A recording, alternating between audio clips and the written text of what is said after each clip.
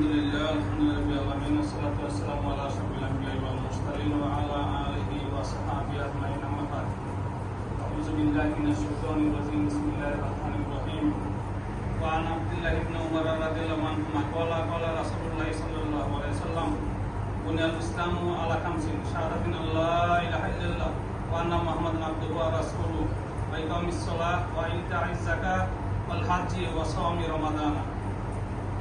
বুখারী মুসলিম। বাংলাদেশ কোরআন প্রশিক্ষণ কেন্দ্র আসাগিয়া পূর্বাঞ্চল হযরত আবু বকর রাদিয়াল্লাহু আনহু শাখা কর্তৃক আয়োজিত পূর্বাঞ্চল কর্তৃক আয়োজিত আজকের টিএস প্রোগ্রামে উপস্থিত আমাদের সম্মানিত উস্তাদ, সম্মানিত কেন্দ্রীয় মেহমান এবং সম্মানিত ভাই পরিচালক, সম্মানিত অঞ্চল সভাপতি ও সম্মানিত সেক্রেটারি এবং আমার প্রিয় দিনী ভাইয়েরা, আসসালামু আলাইকুম ওয়া রাহমাতুল্লাহি ওয়া বারাকাতুহু।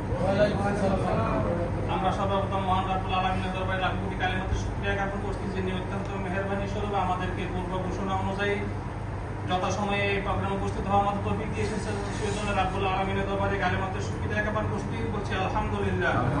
সাথে সাথে দরুদ ও সালাম পেশ করছি বিশ্ব মানবতার মুক্তি দিশারি হযরত মুহাম্মদ মুস্তাফা সাল্লাল্লাহু আলাইহি সাল্লামের প্রতি, যার জীবনের প্রতিটি মুহূর্ত তিল তিল করে ক্ষয় করে গেছেন মানবতার মুক্তির জন্য। সেই মহান নেতা মহান রাসূলের সামনে আমরা অন্তরস্থল থেকে দরুদ পেশ করতে বলছি সাল্লাল্লাহু আলাইহি ওয়াসাল্লাম।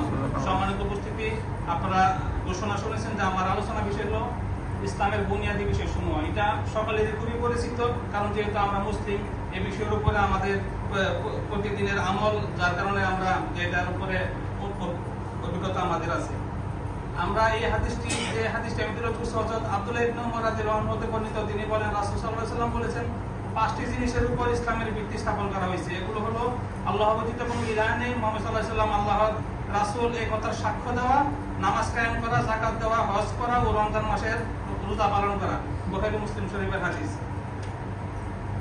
রাসূল সাল্লাল্লাহু আলাইহি ওয়াসাল্লাম এই হাদিসটি বোঝানোর জন্য অত্যন্ত সুন্দর একটি উপমা দিয়েছেন একটি ঘরের সাথে। আমরা যদি দেখি যে একটি ঘর, যেমন একটি ঘর বানাতে খুঁটি লাগে, 5টি খুঁটির সাথে তুলনা করা হয়েছে। তো কেউ যদি শুধু 5টি খুঁটি পুঁতে দিয়ে মনে করে যে আমি ঘরের কাজ করে ফেলেছি, তাহলে সে ওই রকম ভুলই করবে। যেমন একটি শুধু খুঁটিগুলো ওই তাকে রোদ বৃষ্টি ঝড় থেকে কি করতে পারবে না, বাঁচাতে পারবে না। তেমনি শুধু এই 5টি খুঁটি যেমন রোদ বৃষ্টি ঝড় থেকে বাঁচাতে পারবে না, কেউ যদি শুধু কালেমা নামাজ রোজা হজ যাকাত এই 5টি ইবাদত করে, শুধু এই 5টি ইবাদতও তাকে আখিরাতের জবাব দিয়ে থেকে বাঁচাতে পারবে না। আমি এখন এই মুহূর্তে এই যে বিষয়সমূহের উপরে এটা সংক্ষিপ্তভাবে আলোচনা করব। প্রথমেই কালিমা, আল্লাহর একত্ববাদের ঘোষণা এবং মুহাম্মদ সাল্লাল্লাহু আলাইহি ওয়াসাল্লাম আল্লাহর বান্দা ও রাসূলের কথা সাক্ষ্য দিয়ে ইসলামে প্রবেশ করতে হয়। আল্লাহর একত্ববাদকে আমরা যদি সূরা ইখলাস পড়ি, কুল হুয়াল্লাহু আহাদ আল্লাহুস সামাদ লাম ইয়ালিদ ওয়া লাম ইউলাদ ওয়া লাম ইয়াকুল লাহু কুফুয়ান আহাদ, বিস্তারিত আলোচনার সুযোগ যেহেতু এখানে নেই, এই সূরাতে আল্লাহ সুবহানাহু ওয়া তাআলার পরিপূর্ণ পরিচয় পাওয়া যায়। নামাজ, একজন ঈমানদার, একজন কাফের ব্যক্তি যখন ইসলামে প্রবেশ করে, তখন তাকে কালিমা পড়ে ইসলামে প্রবেশ করতে হয়। এই যে ইসলামে প্রবেশ করার পরে তার প্রথম কাজই হলো কি, নামাজ কায়েম করা, নামাজ পড়া। আল্লাহ সুবহানাহু ওয়া তাআলা এই নামাজও পড়তে হবে তা ওয়াক্ত মতো।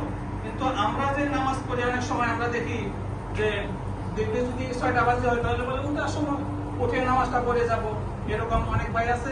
কিন্তু আল্লাহ সুবহানাহু ওয়া তাআলা বলেছেন ইন্না সলাতা কানাত আলাল মুমিনিনা কিতাবাম মাওকুতা, মানে নামাজ আল্লাহ সুবহানাহু ওয়া তাআলা ফরজ করেছেন কি সময়ের সাথে, ওয়াক্ত মতে। 3 নম্বরে হলো যাকাত।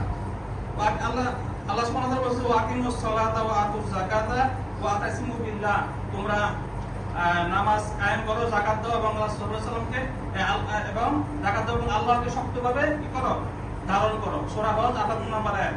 একই বিষয়ে আল্লাহ সুবহানাহু ওয়া তাআলা অন্য জায়গায় বলেছেন যে ওয়াকিমুস সালাতা ওয়া আতুজ যাকাতা ওয়া মা তুকাদ্দিমু লিআনফুসিকুম খায়রিন তাজিদুহু ইনদাল্লাহ ইন্নাল্লাহা বিমা তা'মালুনা বাসীর।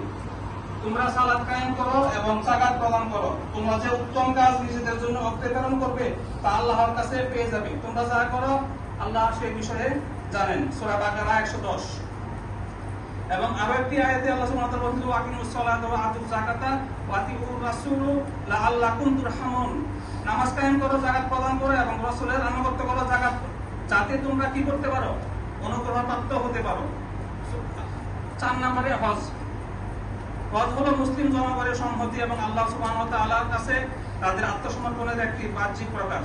শারীরিক ও আর্থিকভাবে সক্ষম এবং সফরকারীর অনুপস্থিতিতে তার পরিবার নিজেদের ভরণ পোষণ করতে সক্ষম হলে সকল প্রাপ্তবয়স্ক মুসলমানদের জীবনে হজ একবার ফরজ, যা অবশ্যই পালন করতে হবে। আল্লাহ সুবহানাহু ওয়া তাআলা বলেছেন যে ওয়ালিল্লাহি আলান নাসি হিজ্জুল বাইতি মান ইসতাতা ইলাইহি সাবিলা।